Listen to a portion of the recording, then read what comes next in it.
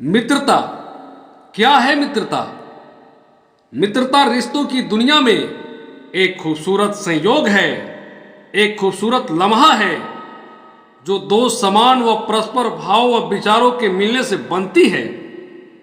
मित्रता एक दूसरे के अच्छे बुरे समय में सहयोग करने का संकल्प है।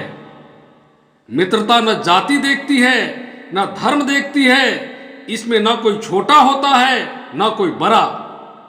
यह न नफा देखती है, न नुकसान। सच्ची मित्रता मन की सुंदरता देखती है, स्वार्थ से रहित भाव देखती है। और ये जहां नहीं है, वहां मित्रता लंबे समय तक टिक नहीं सकती।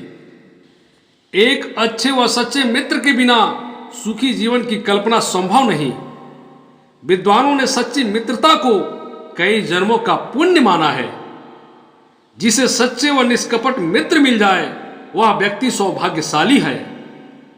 कभी कभी गलतफहमी की वजह से भी मित्रता में कटुता भी आ जाती है। ऐसा कहा जाता है कि जिसके पास जितने अधिक मित्र हैं, वो व्यक्ति उतना ही अधिक सफल है। कृष्ण सुदामा की मित्रता की कहानी मित्रता की दुनिया में एक अमर कहानी के रूप में जानी जाती है, जिसे कवि नरोत्तम दास मिश्र ने अवधी भाषा में ऐसे लिखा है, जिसे सुनकर मन में रसधार फूट पड़ती है, हमारी आंखें भीग जाती है। वही अवधी भाषा जिसमें बाबा तुलसी ने रामचरितमानस लिखा और जायसी ने पद्मावत।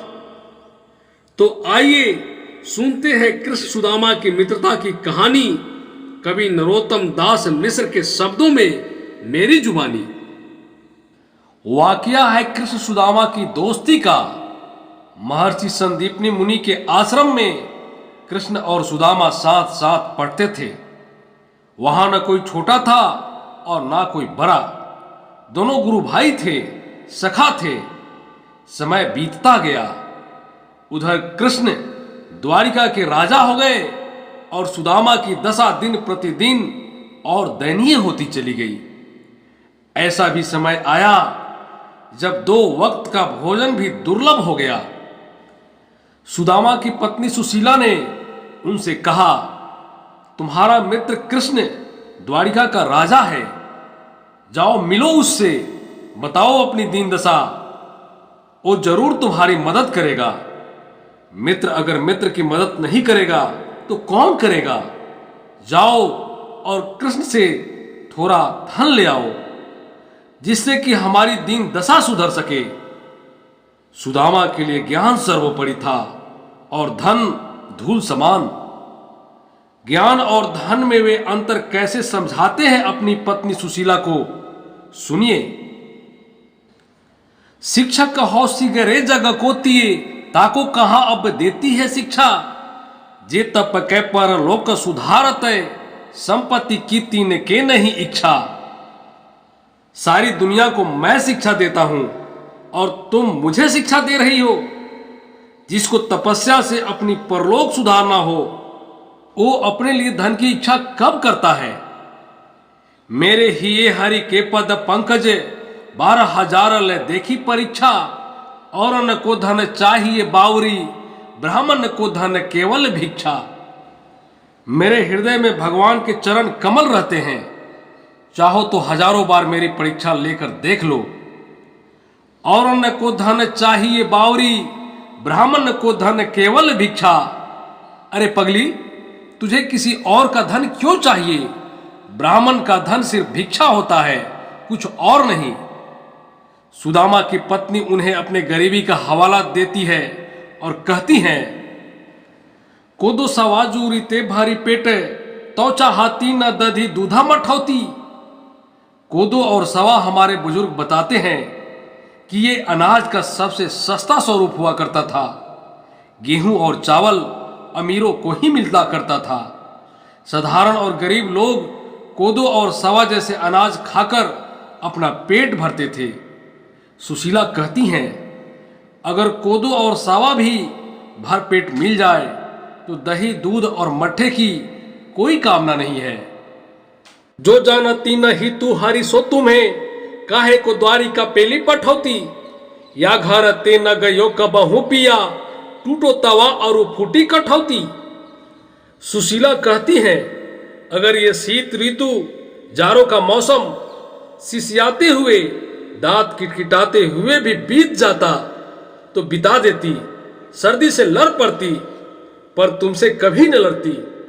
लेकिन अब ऐसा लगता है कि ये सर्दी भी नहीं बीतेगी।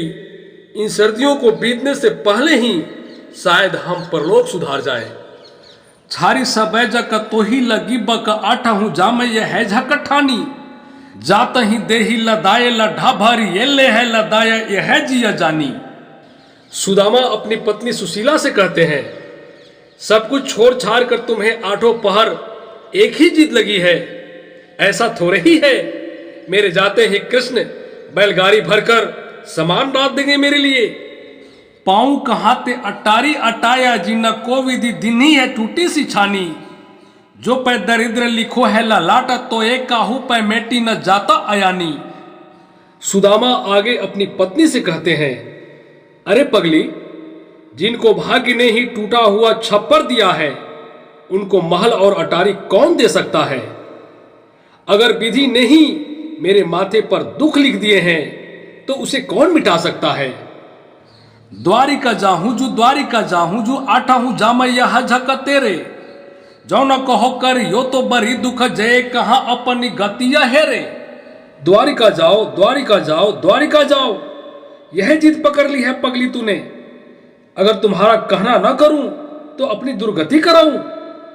दुर्गति, कहते हैं पति और पत्नी की इससे सुंदर नोकझोंक जो नरोत्तम दास मिश्र ने लिख दी है, वो हिंदी साहित्य में उसका दूसरा उदाहरण मिलना कठिन है। अंततः पत्नी की बात मानने के सिवा कोई चारा न देख सुदामा कहते हैं, ठीक है, मैं द्वारिका के लिए कल प्रस्थान करूंगा, लेकिन अपने सखा कृष्ण के लिए क्या उपहार लेकर जाऊंगा। सुदामा सुशीला से कहते हैं, कृष्ण द्वारिका के राजा हैं, राजा। बड़े बड़े लोग उनकी एक झलक नहीं देख पाते, उनसे मिल नहीं पाते, और मैं उनसे मिल लूंगा जिनके पास उनको भेंट करने के लिए चावल के 4 दाने तक नहीं है। द्वार खरे प्रभु छरी या तह भूपति जान न पावन नेरे, 5 सुपारी ते देखू बिचारी के भेटी को चारी न चाऊ र मेरे।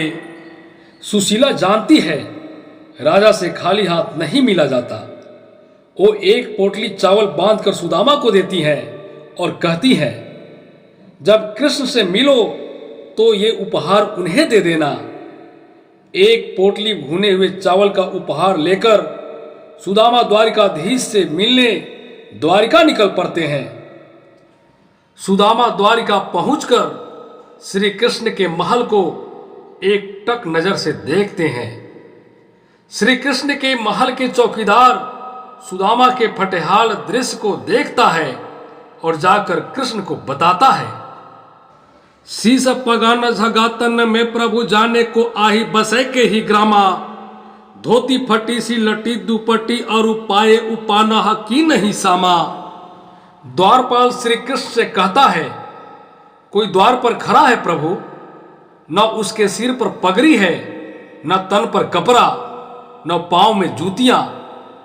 पता नहीं कौन है, किस गांव में रहता है।